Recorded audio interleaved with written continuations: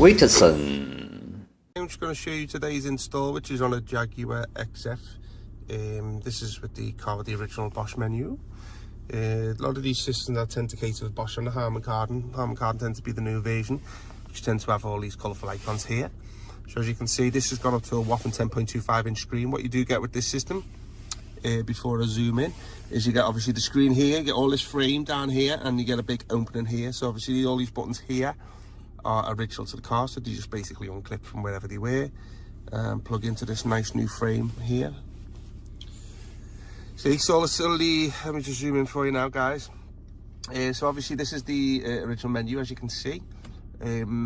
All this is touchscreen on the original, so it just remain touchscreen.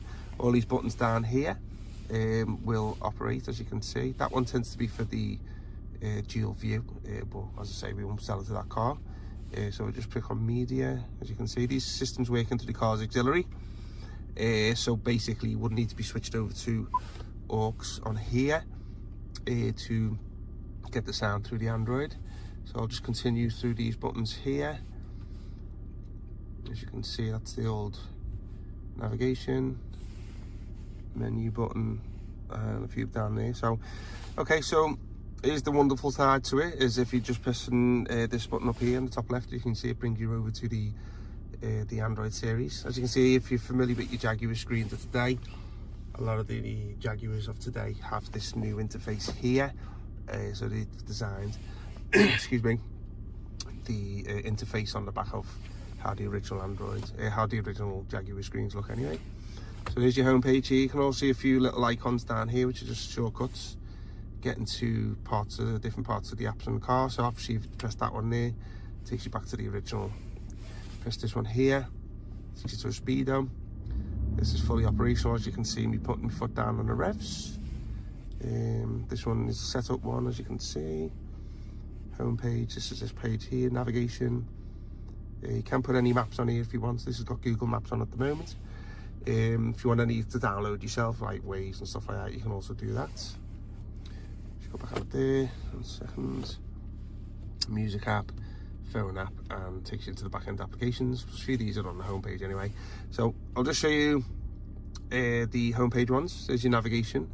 There's your music there. So obviously if you want to put your music on, and also films if you want, onto a pen drive, you can play them through this app here. There's your Bluetooth. As you can see, you can pay your phone through there. Just before I go any further, just you can see it's nice, quick and responsive.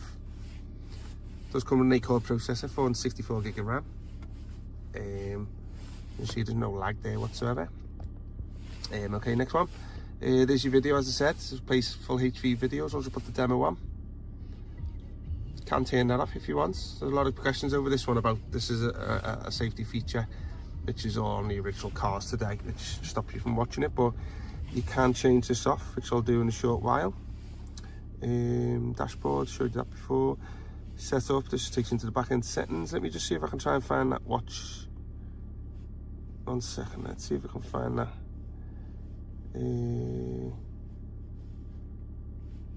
No, I was going to turn off that setting there because that'll bug me, that, you know, in terms of watching stuff when you're driving. But I'll do that in a moment for the customer once he's here. Okay, let's go back one. This one is your Carplay in the Android Auto app. You see, nice and colourful and vibrant. I've got one of the Apple phones linked up to it today, so as you can see, this is the Carplay side to it. So it brings a lot of your phone apps over onto the system. I need to turn on my Google Maps on that one. Let's see what the Apple Maps look like. There's my Apple Maps there. So this has got the Siri support, so obviously Google support if you're on Android. Let me see if it works. Hey Siri! I don't think it's switched on my phone, guys, sorry. Hey Siri! No, I think the other phone needs setting up anyway, so it does work, I promise you. Okay, so going into this one here, so there's all your applications, which are basically every app that you download is pretty much stored into this setting here. Let's have a little look at that one. Well, it takes you back to the original, doesn't it? Okay, let's see if there's anything on there that I haven't shown you. Okay, DSP.